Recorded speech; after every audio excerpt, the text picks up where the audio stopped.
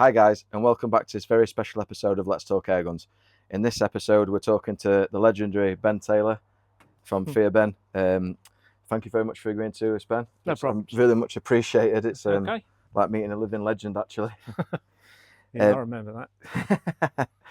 So, can you tell me a bit about the history, Ben, please, of like how you started and how you come around creating Theoben and what made you go into, obviously, designing and manufacturing airguns? Yeah, it all started. We had air rifles, Dave, Theo, and me, and they didn't last very long. You know, power-wise, they went from 12 to 11 to 10 in a tin of pellets. So we worked on them and didn't make a lot of difference with a spring. So then we made 10 rifles, like they were giant meteors, PSA meteors, and we made them 1.25 inch bore, and they worked okay, but they still had springs and they still tired out. So one day, when I was working on some cars, a guy came in with a Suzuki which had got air forks, no springs at all. And I figured if the air can stay in the forks without having to be topped up, it can stay in an air gun. So we converted one of the rifles, then 2 of them, then 3 of them, to gas spring, as I called it. And that was it. They were totally tireless, and I patented it. And this is the Theoben gas ram strut that you made, Yeah, wasn't right it? from day one. That was early 80s. We patented it. We couldn't get anybody interested. They all thought it would be, you know, useless. Would leak. That's 30-year-old ones have still got the same gas charge in them, you know. Yeah. So yeah, that's how it all started. We couldn't get anyone interested, so we raised the money ourselves, found a decent bank manager with NatWest, and away we went.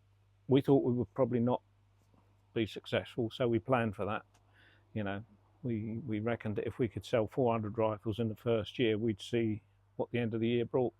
And we did 437, and it was okay. Yeah. That's not too bad then, is it? No. So, what was the first gas ram? Was it the Fenman that you've made? No. It was called a Sirocco, and it had a beach stock made by Colin Moon, and they were good solid stocks, but quite plain. Yeah. And then, you know, I think it's about halfway through our second year, we got involved with custom stock, and they made our stocks from then on. Yeah. So the rifles were they were very good in their day. Yeah. And we kept on updating them as we thought of new things. The power units changed quite a lot through the years. The first ones had Rover 2000 clutch slave cylinders as a main seal, and it was brilliant. Yeah. They changed the material, and it wasn't so brilliant after that, so we had to get custom-made seals. But yeah. Can you tell me a bit about your background then? Because you've not always made guns, have you? No. Motorcycle racing, motorcycles were my main thing, still are. Did a lot of chassis making, repairing, and was a mechanic originally. And I met Dave through the motorbikes, and we made a lot of good stuff for motorbikes. Dave used to make stuff. Yeah. I used to make stuff, chassis and all sorts, you know. And then the airgun thing came along, and well, we did that for nearly 22 years. You know. Was it that long? Was it? Because when did 82 to 2003. Right. Yeah. I didn't realise it had gone that long. So I'm only 40 next year, and also my big thing growing up was the Rapid. That kind of, you was the first guy. We started building that in 1990. Right. When we were working with Viroc on the HW90, we thought they'd probably steal a lot of our gas spring sales. Yeah. So we'd seen Daystate, early days for them. Pre-charge looked like a good move. You know, I didn't like it particularly. In fact, I never used one in the field ever. Okay. No, I used to take one out, felt anemic, go and get me Eliminator, shoot that. Yeah. So we did a lot of shooting, Dave and I. We used to lend our guns out, our prototypes, to anyone that went shooting a lot to see if they could wear them out or break them, you know. Right. And they survived. Yeah. Well, you still see a lot of them. Yeah. Like I was holding 2 SLRs. Yeah. Yeah. So I went to Perkins Guns yesterday, and he had 2 SLRs in. Yeah. And I've never seen one before. He goes, I've got 2 here. Have a look if you want. Yeah. So yeah. They're my favourite. They are. They were my favourite. I think it's very interesting how you made the magazine work inside a gas ram? Because when you see magazines, some spring rifle magazines, Yep. they look ridiculous. Yes. You got it so perfect with Yes. inside a normal looking rifle. We didn't design that. That was a guy called Steve Lilly. Right. He made a pump action pre-charged rifle before we made the Rapid. Mm-hmm. And I knew him, he lived in the same village as me, and he came and showed me this thing, and he said, I've got to protect it, I can't show you how it works. We eventually paid for the patents and everything to be done, and he prototyped the SLR. Was it an 88 first? And S88 for the first one? 1988, yeah. SLR 88. And SLR is Steve Lilly rifle, or right. self-loading right. rifle. So I thought it stood for self-loading, Yeah. Steve Lee, that makes sense. He was one of the cleverest guys I've ever met. Electronics were his thing, but he was a demon engineer. Was he? Yeah. So did you and it's Day with Dave, wasn't it? Dave Emerson. That was my sidecar passenger. Dave Theobald. Yeah. So did you guys do all the designs yourself for the rifles? Yeah. And apart from when Steve Lilly did the 88 and part of the Rapid 7. We developed the Rapid from his pump rifle. We kept some of it, but most of it was brand new. Right. Apart from the magazine. The probe, the loading probe, we patented that, and the hammer with 2 bits that stop it bouncing and things, you know.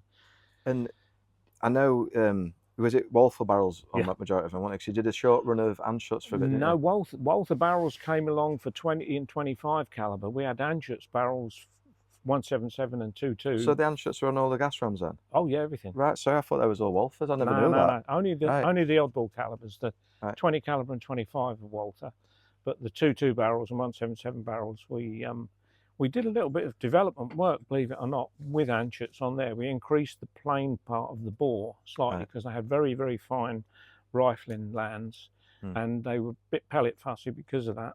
And we sort of released them to be less pellet fussy. That was all, because they made target rifles, you know. So I originally thought then, because obviously I'm a big Rapid collector, I'm not going to lie. I've got the only one I've not got is the S-Type at the minute. Right. It took me age. My Rapid Elan, maybe Yorkshire me then, wasn't it? My Rapid Elan, I took it's a Mark 1, and I've always wanted one, and it come up on Gun Trader, and I thought I'm having it. Yes. And it's pristine. Yes. I love it, absolutely love it. But where did we get 50 shots out of 32 cc's? I ain't got a clue. That's ridiculous. So some of the things I think Theoben was 10 years ahead, 15, 20 years ahead of every other manufacturer. I still think now, I get my old Mark 1 out, my Rapid 17 out, and it's giving you thumbnail groups at like 45, 50 yards, and I still use it to this day. If I mentioned it to Terry and Barry on the last episode of Let's Talk Airguns we did. Yeah. If I could, they said to me, "What would your one gun be if you're on a desert island and you couldn't have another one?" With my Rapid. Yeah. They're like, it's bulletproof. It's so accurate. It's bulletproof. You get loads of shots from it. It's just the only thing that I could ever say from a Mark 1. Trigger. Yeah. Actually, that wasn't my choice. I've got to say that it was chosen because we were working with Gamo on a gas ram rifle, and they would sell us the triggers for next to nothing, and you could make them work well, but they weren't nice to look at. But you fixed that on the Mark 2 though, didn't you? Oh yeah. Because you obviously put your own, was it a Mark 4 whatever trigger into it? Before that came the Anschutz trigger version. Yeah, so I've actually got a 20 cal Anschutz version. Yeah. They owed us money for development work on their summer biathlon rifle that never came to anything. We made 125 of them for them, for Anschutz, the whole rifle. And it was a work of art. It was beautiful, and I've never ever been able to get hold of one. I want one really badly. I don't collect guns at all. But so that one... I actually was talking to Steve, my media guy, behind the camera actually at the minute, smiling on the way down. And we actually thought, I would have thought that you would have kept every prototype of every gun you've done, and like if it would have been me, I'd have them all up on what frame and more kind of thing. But a guy called Mike Abernethy, he's an American, wanted to meet me. Big fan of everything. What's your favourite rifle? I said, oh, the SLR 88. Yeah. And he said, so what have you got in your collection? I said, nothing. You've not got one gun, no. No. No. Do you never look back? They became a product. I was interested in the development. I was interested in the sales, but I stopped shooting a long while ago, and I just didn't bother with the rifle. If I wanted one, I was going to pick one out of a rack and go and shoot it, Yeah. So when it all closed up, I had one. I had an SLR 98 with the most beautiful stock, and I know where it is now. And I had that for a little while and sold it. Motorbikes, everything, if I'm not using them, they have to be sold and turned into something that is what I want to be using. Yeah, I agree with that. I totally agree. But on the flip side of it, I do collect. Oh, collectors. I collect Theoben's Rapid, especially. Yeah.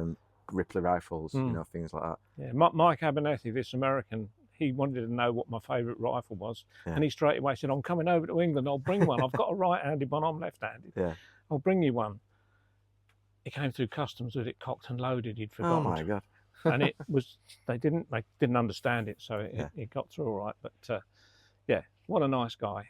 It's a lovely rifle. I mean, it's not scruffy. It's like the bluing on it is perfection, and the stock, it's only got tiny little used marks on it, you know. Yeah. So I can remember when I was 16, and you're probably not going to like me for this, but so I got my first pneumatic when I was 16. My granddad bought it me, God bless him, he's gone now. And it was a choice between a Rapid 7 and a Logan Mark 1. Remember Logan rifles? Oh, right. That Jim Hogan made in Sheffield. Yeah. And I chose a Logan, and there was great guns, don't get me wrong, very accurate, but the inline feed magazine was crap. Had a lot of problems with it, a lot of teething problems. You can only use one pellet in those. You can, yeah. And that's another downfall of it. Yeah. And looking back now, I wish I'd have gone for Rapid all day long, but you don't know when you're when you're younger and a lot of hype about something. There's a lot of hype about Logan because they had everybody involved with it, didn't they? And all the rest of it. And I wish I'd have got a Rapid. I didn't get my first Rapid till I was about 25. Right. And then, like I said, I just started. It snowballed from there because I loved them that much. And the factory had shut down by then and things, and where you could get them on Gun Trader and all the rest of it. And they still make huge money, don't they? A good Rapid. So I'm seeing them going for 1,200-1,400 quid a decent Rapid 7. That's Mark 1. Like Elans, they were going for like $2,000 plus. Yeah, I've got 2 or 3 collectors that always sort of contact me a couple of times a year. Have you seen anything of this? Can we bring you that to check it out? And you know, it's crazy. It's crazy. And I think like, if it were me, I don't know how you feel about it. So, like I said, that it's a product here, but I'd be so proud of the legacy it's left. Yes. Like what you Do you know what? I honestly don't think about it very much at all, because it's just history for me. It's like but it must be a good history though. Like, no. How much enjoyment you gave people. My wife says, you know, I mean, I was just presented with this lovely American-built Rapid. Have you still got that? Oh yeah. And I said to them when they presented it to me, they didn't come over. But I said they'll be on eBay next week. I've got one, and I've got it in the car, so I'm going to have a quick chat to you about that. I'll get it out in a minute. Have a quick chat to you a bit later on about that. But I actually took it out hunting last night. I got 2. I wanted to take it out straight away and have a go with it to compare it to my Mark 1. And I sent Terry a picture, and he told me off for laying it on the floor. Yeah. I showed him a picture of the Rapid with 2 rabbits, and he says, "What are you doing?" Over there is the scene of the crime, up against that fence. There's the hedgehog. Next door, they've got ducks going their garden, so there's feed there, and there was a couple of rats. And I went out and bought for this super duper Rapid that's American made, night vision, just so I could shoot them from that open door there to there. Yeah, I did. So, going back to Rapids then, you started, when was the first Rapid 7 released? 91, I would think. 1990 was when we worked, because we needed another product because of the HW90 maybe steal a lot of sales, which it probably didn't particularly. No. I've shot one of them, and I don't think they was half as good as what the Fenman is and the Evo. And the Fenman, there's a funny little story for that.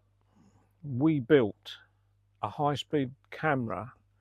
Steve Lilly designed the electronics for it, and it was triggered by a photoelectric cell on the end of the barrel, which triggered a flash 1/250,000th of a second duration. He chopped it up so that it was only a spark almost, but brighter.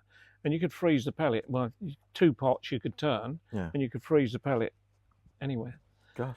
And there's a picture, it's absolutely world famous as far as I'm concerned.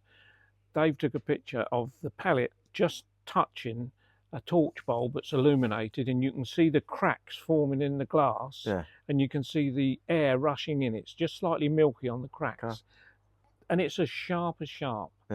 and that was to check recoil versus pellet exit. And believe it or not, all the break barrel rifles that we made, 16, 14 and 7-inch long barrels, they're all recoilless as far as the pellet's concerned. Yeah. They don't move the pellets out of the rifling before it starts to recoil. Yeah. Before it does anything. That's crazy, that, isn't Yeah. it? Yeah. And if you've got a 19-inch barrel on one, that's so much more difficult to shoot. Why do you think that other companies haven't gone down the gas strut technology? Well, they have. There's about Have they? 9 worldwide. Is it really? Hmm. Because I've not, like, you think Airguns would adopt it, you think Virac could adopt it more. Virac, I think they dipped their toe in it. They got a little bit burnt because it wasn't so much the gas ram, it was the trigger had problems initially, which they beefed up. It's a brilliant trigger now. You know, within 6 months we just fitted new trigger mechanisms in the UK ones. So did you guys actually do the HW90s at your factory then? Or did you sell them the struts? They used to send us just actions and Right, custom stock made of stock. Right. We modified the various bits, shortened the barrel, silencers and all that sort of thing, called the Euro 90, I think it was. Right. Yeah. That was a nice gun. Nice gun. We sold a lot of those. So there is, obviously, like I said, there's 9 other companies doing it now. And did they copy the same painting of what you guys say 9. did? There's about 5 or 6. Gammo do one. Virac, obviously. The two Turkish companies, 2 or 3 Chinese companies are all doing gas ram rifles. Yeah, so, you know, nobody wanted to pay us, except for Virac, to do a license agreement. Yeah. And suddenly, when the patent ran out, everybody's got one. Yeah. That was annoying. I can imagine that would have been, because all the technology, like I said, it's what you guys designed first off to get you into the market. We got so close with Daisy. We spent about 6 months with Daisy in America. Yeah. And there was 2 rifles they were working on. One of them was a 2.2 rimfire, 3 versions of that, and one of them was our rifle. And the then new manager, CEO, came from Coca-Cola.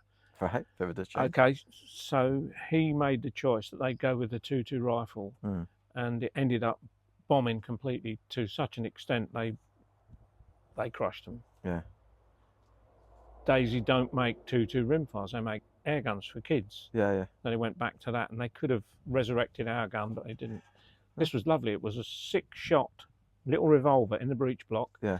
It reloaded itself just as you closed it. It just notched it round, just like a revolver does, but we did all of that, and it was accurate. It's a lovely little thing. And the gas ram could be removed and pumped up for when the kid's a bit older, you could give it more power without changing the gun. Yeah. But all of that went over their head. They missed the boat there. So did we. That would have been a fortune. What was your best selling? Over all the years, obviously, you know, all the Theobens, like all your gas rams and your Rapid 7s, what was the best selling? Eventually, I suppose the Rapid took over in numbers and obviously profitability, because it was a much more expensive thing. Yeah. Gas ram rifles are not easy to make. Right. Compared, a Rapid is CNC. Yeah. And we got all our own CNC once we moved to the big factory. But the other ones, there's still a lot of stuff you have to be careful of to not make mistakes. Like there's distortion with welding the trigger frames on and also I used to do all of that in the end. Did you? I just couldn't trust people to do it right. Yeah. So the best seller eventually was the Rapid, probably the Mark II, and then there's all sorts of variants. I wish we'd stopped making the Mark I, because we could have then made a better Mark II, if you like. The Mark II are pretty good though, I've got one. Oh, Mark II is a lovely thing, yeah. Sorry, I've got something in my eye. It's like you said, the only thing about what I found with it was worst thing about the Mark I was the trigger. That's why I wanted to stop making it, but it continued for a long time. Eventually, did you still get many sales from the Mark I once the Mark II were released? Sorry, again? Did you still get many sales for the Mark I once you released the Mark II? We still got sales for the Mark I because everybody knew they could service them themselves, you know. Yeah.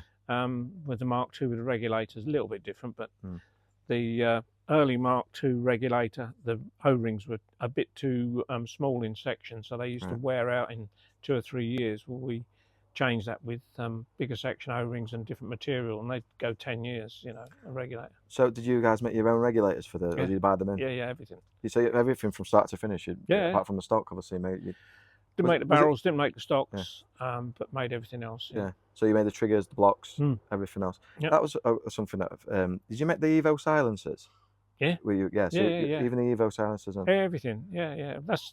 I mean, when we moved to our own factory, we actually bought and paid for the factory, and the plan was that we looked at the finances. What year was this? Sorry. 95, 96. So it did escalate quite fast then from when you're from. Oh, in fact, within 5 years, you did. Believe it or not, we moving the factory and getting started and buying the CNC machines, all in the same year, we made more money, did better turnover than we did when we were having them shipped out. Did you? We're making everything ourselves in the end, and we installed, I don't know, five machines. God. So how many people did you have? You know, at the height of Theoben? 16 of us. Did you? Mm. And you were still down in the workshop doing it as well? Oh yeah, had to. The chemical blacking process is a bit dangerous, not very nice, and we had 2 lads that would do it but weren't very keen, so I used to run that quite a lot. Yeah. Likewise, the polishing, all the steel has to be polished. A lot of hard work, and you wear people out doing that. You have to have people in a cycle. Right, okay. Because it's hard work. We used to pay extra, but I used to do that as well. So talking about that, but you just explained, was that probably the hardest part of making a Rapid then, or that like one of the hardest jobs in the factory? What, polishing? They didn't have any polishing on the Rapid apart from the barrels. Oh yeah, because it's all aluminium, you see. So that went for anodizing. Yeah. The biggest problem you've ever got in production is the anodizer. Right. They'll phone you up and say, there's been a little bit of a cock up, and they stack them up to send them back to you, and haven't rinsed them properly, and the acidy stuff leaks out and ruins them. Yeah. They're scrapped. Can't believe it, but Yeah. you can't rework them after they've gone wrong in anodizing, so they're all scrapped. I had a couple of big upsets where anodizing went wrong. One of them was, there'll be 1 or 2 about still, I bet, but they went from black to gold. They changed colour. I've got a torch that's done it in the house. Oh, yeah. Something happens with anodizing when the dye doesn't take properly to the actual anodizing process. Yeah. And sunlight can damage it. That's great. They don't go all gold. They go gold on one side, you know.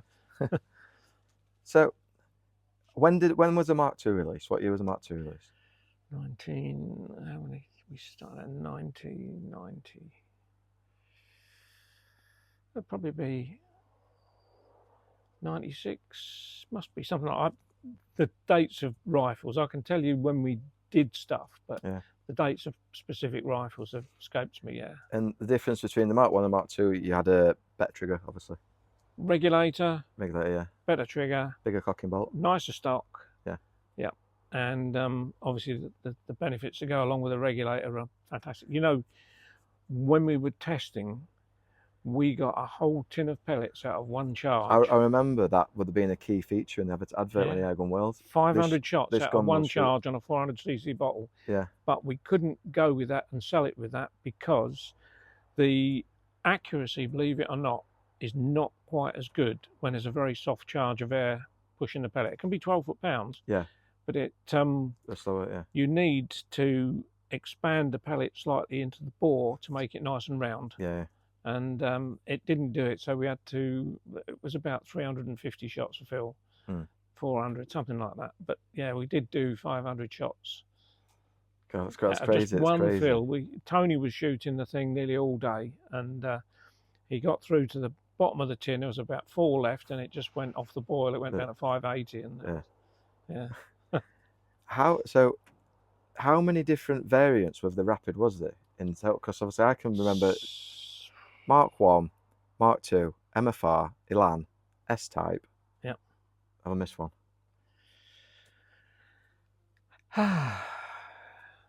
The Grand Prix, that's the old stock one. Yeah. There was basic ones you've got right there. Then there was that wasn't when I was doing it. Then there was the big long gun that Martin came out with that was not popular at all. Everything was getting shorter, and they came out with a long gun, which was crazy.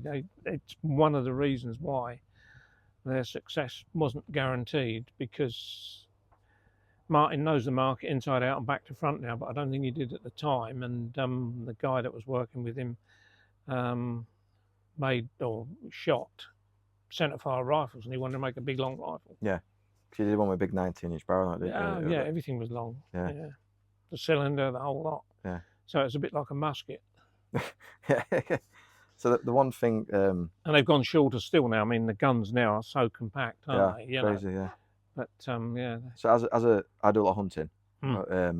Obviously, I own Camelot's Air Rifle Club, and I love the club because some great guys, and do a lot of the reviews down there and stuff like that as well. And I try to open the club because I want more people to start enjoying our sport, because I think the sport's a bit of like, gets a bad light shone on it sometimes from different people doing bad things with it.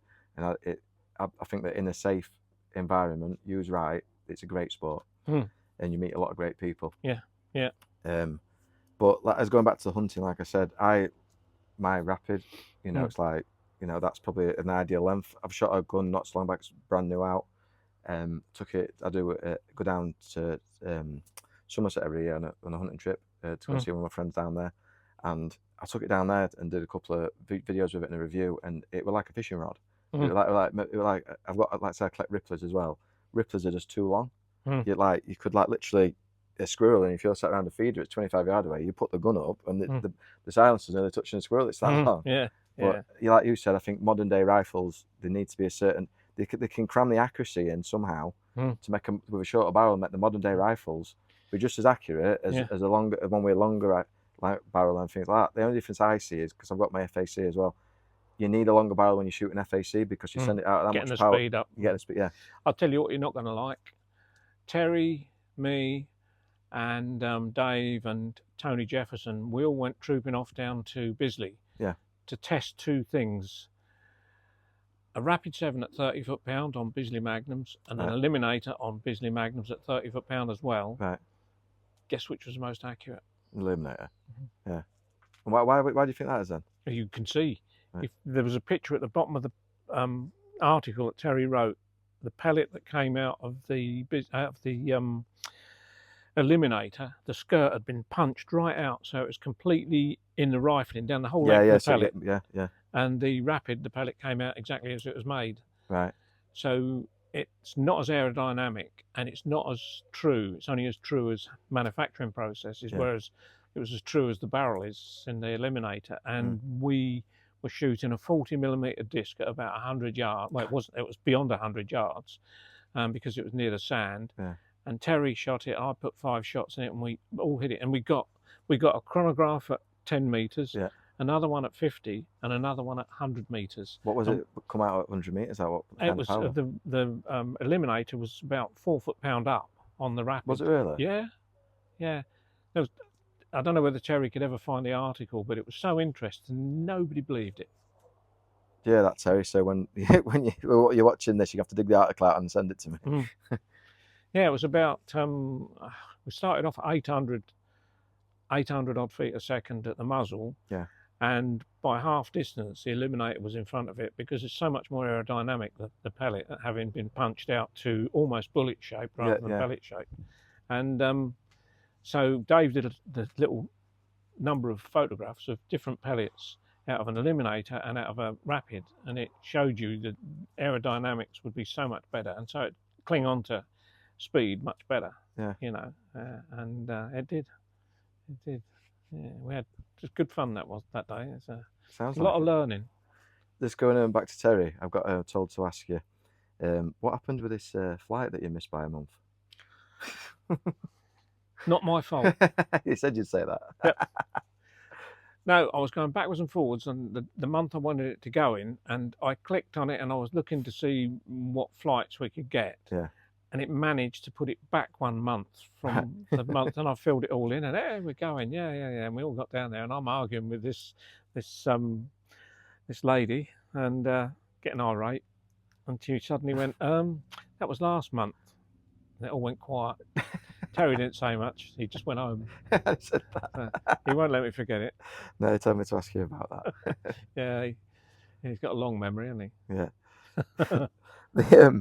The next thing then, didn't the Rapid win Airgun of the Year 3 or 4 times, I think, didn't it? Look, over the years, I think. Yeah. We had 1 or 2 shooters that used it all the time, which helped us a lot.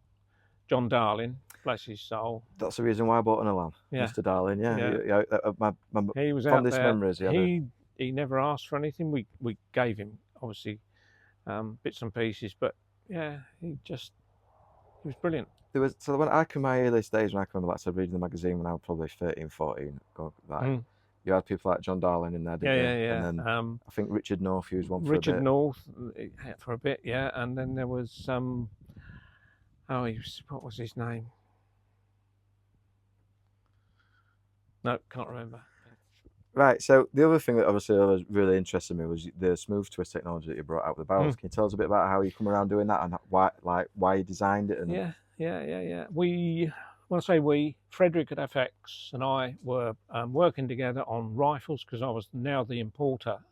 This is jumping from Theoben to when I had Harston, so you've missed out a big bit. Yes. But it turns out that Frederick was having a few production problems with barrels, as were Daystate, and I corrected about 100 barrels for both of them.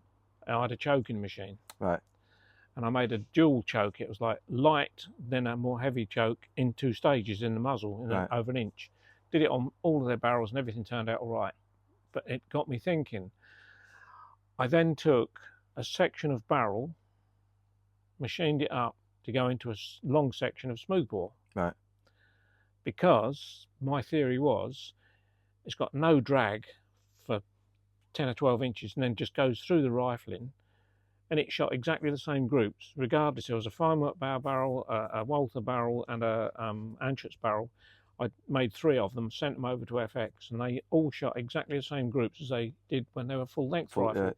So, did that make things a bit cheaper regarding building the rifles? Not if you were doing it in 2 parts. Right, okay. The only difference is you could get out of one 25-inch long barrel, you could get 5 rifles. But yeah. But you've still got to join smoothbore too, and so there's engineering involved. Yeah. Which all the FXs have got smooth twist on them, haven't they? They've all got. Yeah. It's unbelievable. The FX now is the most accurate rifle in the world, regardless of caliber or type. Oh, 100%. I've got one. I've got 2, in fact. Yeah. If you think about it, Holdover Ted did 2 magazines full in 25 caliber, all into 1 inch at 100 yards. It wasn't indoor, it's up against a wall. But nothing else can do that, because anything that burns powder gets hot. So 32 shots later, your group would be out like that, from being almost perfect to 1.5 inches, 2 inches. And he put all of them into 1 inch, and that was what his comment was. This has got to be the most accurate rifle in the world at the moment, because it can do this, and that was smooth twist. I've seen people on YouTube who are hunting and they're taking shots at 150 yards with. Well, they're doing the competitions. Now they're out to 300 yards. Do they really? Yeah. God. With air guns, but they're shooting big solids now out of them. But yeah, they shoot 300 yards, and it is quite incredible that they're aimed like that. Yeah. Oh, I can imagine. Yeah. So smooth twist, does you think it shoots better with a pellet or a slug? Because obviously a lot. There's 2. I didn't have. There's 2 different. When I say I didn't have anything to do with slugs, I sort of did, because I made some moulds in 177 and I used to shoot them out of a Eliminator, but it was too time consuming and they weren't better than the pellets, so I gave it up, and it was only over a period of about 6 months. But I haven't had anything to do with modern ones. Yeah. And there are 2 different variations in smooth twist for a wasted pellet or a bullet, slug. So yeah. Would you have fitted them on the Rapids, looking back, if you'd have done that back then? If we'd have done it back then, of course, yeah. If we could have got the right people making the smoothbore stuff like Frederick has, he's in touch with a company that makes the most beautifully finished smoothbores. They're all thin-walled, so that you can do the impression on the outside. The tensioner. And then you support them. It's easy to do. You just support them with an outer tube. It's as stiff as a solid barrel then. So moving forward then, fast forward to 2025, there's a new Rapid out. People in America have started to make them. Yeah. Did you have any input to how with that as well, or did tiny little bit? They were struggling to get the power to how we wanted it over here, and I did a little bit of work for David and the company that's now importing them, and you can make them really, really nice. But the American ones are so into full power that they'd almost forgotten how to make it in 12 foot-pounds. So yeah, there's a little bit of alterations to be done, and I hope they're doing that now. But it's no major thing. It's just a different spring, slightly different pressure, and a longer hammer stroke, and no resting pressure on the valve. And they just do lots of shots. So. Should we have a little look at one? No, I've got one. Yeah, you've got number one. This is number 41. Right. So guys, this is the Ben Taylor Rapid that they've relaunched now. This is that Ben Taylor special, so it's got Ben's signature under here, as you can see Ben's signature there, and it's obviously got a beautiful walnut stock on it and everything. And it's fully regulated, and this is fitted with a 500cc carbon bottle. Did you ever fit a 500cc steel? Because it were all steel bottles on Rapids. Aluminium. Oh, sorry, Yeah. So I think the ones I've got 480s and 280s on, and then obviously the 400 or 280 was what we used. Yeah. 500. We did a 500 one on the S-Type, didn't we? You did, yeah, actually, yeah. That on my one that I made, it had a dog leg in the silencer to accommodate it. Yeah. So as you can see, there's quite a few significant differences between Ben's original Rapid and this one that's now made by Raw make them, don't they? Rapid Airworks, over in America. Yeah, it's some gun power, isn't it? Is it? I don't think Martin does much with it now. Okay.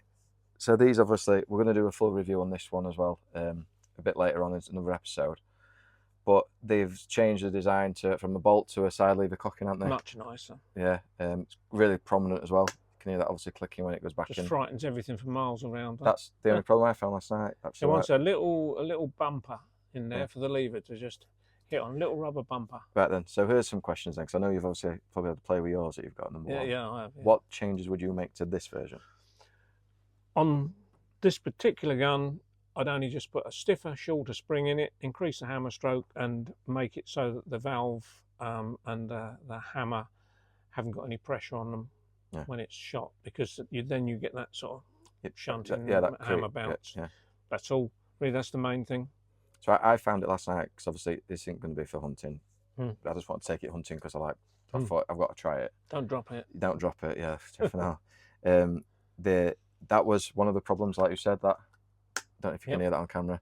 And then the other fault I found with it was there's a big twang with the spring. Yeah. When you've pulled the trigger. But other than that, accurate. Oh my god. Yes. That's you can just if you just put a little bumper on there. There you go. Yeah. All they need to do, you can get rubber balls, believe it or not, of any size you like. So all they need to do is just put a little pocket on the top half of where that lever is, and just glue a rubber ball in there that's got 50% of it above the line of the aluminium, and it won't click in. It'll start. Yeah. There you go. There you go. All the little things. Yes, I'll spin it around as well, because obviously it says your name again on the side and Theoben Rapid on just here and everything. So out of the original Rapid Mark 1, yes, what parts out in this would you think would be the same, or a modern design of what you actually? I mean, not one component is exactly the same. The bung on the back there is, and the bung on the front, and the way the valve's made with it being a plastic insert rather than a plastic head on a metal face, so it's all detachable and replaceable. You know, which was the thing for us, was they mustn't go wrong. Yeah, they've got to last forever. They don't. No, I know. I can go some of mine. I go back to the cupboard and get them out, and there's nothing wrong. That was always my thing. Reliability was paramount. I didn't want stuff back in the factory that needed work doing it, especially under warranty, because that really eats into your profit margin. But fortunately, we didn't have much of that at all. We had the odd broken stock, but when kids used to let the barrel fly back on the brake barrel guns, and they used to say, no, I haven't. And you see the barrel was bent like that. So You did. I've actually got a Mark. No, I'll tell you, it's a Mark II. I've got with a lovely stock on like this as well in 22 caliber. And you did actually start putting gauges on some, didn't you? In late. Martin designed that when he worked for us. You know, who took over Theoben when we sold out, and that was one of his things, was the gauges under there. So much more preferable to fill it up and take the bottles on and off. Yeah. You know, because I mean the bottle O-rings used to tire out in the end, and I didn't. When I say I didn't like the Rapid, I loved the Rapid, but I didn't like actually going out shooting it. It just felt so anemic and lifeless. Like it gave me a lack of confidence. I knew it was making 30 foot-pounds, same as the Eliminator, but it didn't do it for me. I didn't shoot for a lot longer after that either. It did it for a lot of other people, including me. It really ticked my box. Yeah, no, I like the engineering, I like the design, I like getting around problems, but I'd probably run out of steam for shooting anyway. I was doing track days on the motorbikes like you wouldn't believe. Did you? So when did when was the last gun left the factory? When was that? Well, when I was there. Yeah, the Theoben one. You know, before you sold out. I can remember the day we started. It was July the 4th, 82, but I can't remember the day we closed up and sold out. Yeah. All I remember is not one person in the factory said goodbye. Really? No. I think they were a bit upset because they didn't get a Christmas bonus, but we had thieves in the factory. It was a big problem. We'd lost all confidence in them. We hadn't, we'd helped a lot of them financially, and yeah, it was not a good time. Did it obviously come to quite sour near the end then? Oh yeah, really bad. I mean, Dave and I, we could not believe it that people were stealing. I mean, there was money going, there was stock going, there was people sending out stuff on Parcel Force and advertising on the internet that they've got magazines, silencers, bottles and everything. We caught him, but it didn't make any difference. But as soon as I knew that, I just thought, well, who can you trust, you know? Yeah. And I just wanted to be out of it. Do you and Dave still talk then? Or? Dave's been dead for ages. Oh, sorry. Sorry, mate. You can cut that out. Yeah, cut that out, yeah. No, poor old Dave died. Do you know, I don't know that date either. That would have been about 2006, I would think, yeah. Going back to when the factory shut down, is this right or wrong? You did actually make some of your own guns with Ben Taylor and son, didn't you? The BTAS Elan, was it, or something? Oh, yeah. So, because I've seen them for sale as well now, like stupid money they are. Oh, yeah. How many of a run of them did you make? A lot. Quite a lot. Did you? Quite a lot. I was doing probably 50 a year. Right, okay. You know, there was two. There was the Elan, what I call the real Elan, which had an FX cylinder on it and charged through the woodwork at the front. Yeah. Probably one of my favourite PCPs, that is, because it looks like a rifle rather than like a pre-charged rifle. Yeah. And that used to do over 100 shots. So there was that one. There was the HFT 500, 400, various things I used to do. And don't get on that table. Yeah, I got told off for that a second ago. Yeah, so they were good times over there, but the government killed me off stone dead. We were doing so well with FX, then they banned a mail order of air guns, and our system was we'd sell about half of them to the trade and sell them retail ourselves, the other half, which means you can keep the price down. Yeah. We'd make a little profit on a trade sale and a good profit on a retail sale, but we'd look after the customer if we sold it, and they'd get accessories and stuff like that, which helped us. But the government, it was a blanket thing, and believe it or not, the reason they closed or they brought out new laws, the actual culprit in the whole thing wasn't ever an air gun. Right. The little girl that was killed in her pram in Scotland wasn't shot with an air gun. Right. It was a Viroc HW77 that had been remachined internally for a 178 HMR bullet. Right, so for now. Out of an air rifle barrel. So the police thought it was an air rifle right up until they started to test it, and it didn't work. Yeah. But they didn't tell anyone. Yeah. That's one of the reasons, like I said, about a bad light shone on the sport. Oh, absolutely. I mean, that couldn't get worse, could it? No.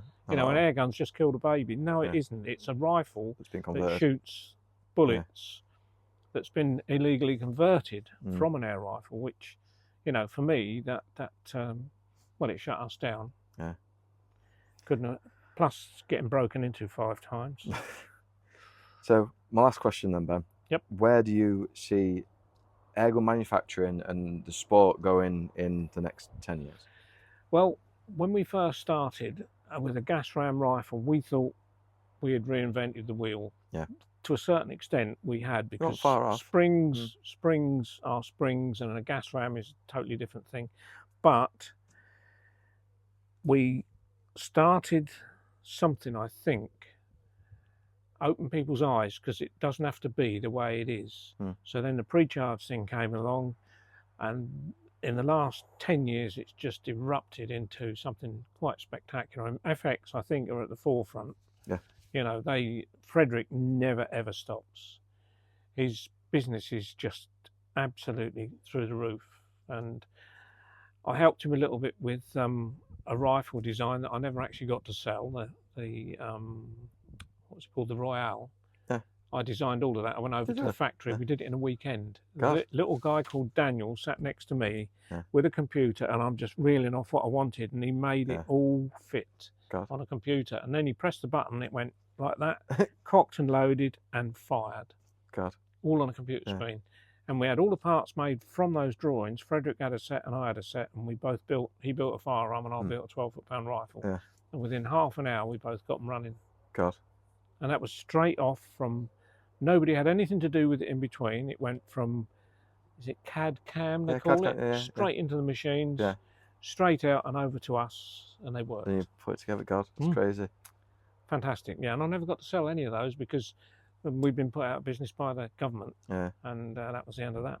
So there you go. But air guns, I think, are phenomenal now. They've exceeded all my expectations. Everybody's, I think from I think the last 30 years has been mind blowing, hasn't it? If you'd have told me you could shoot a 45 caliber lead bullet in an air gun, well, and they can, and even bigger they do now, don't they? Yeah, it's definitely. Crazy. Anyway, there you go, chaps. Thank you very much, and I really much appreciate this. It's been a pleasure, Ben. Thank you. Cheers, guys. Thanks a lot. Do you want some lunch?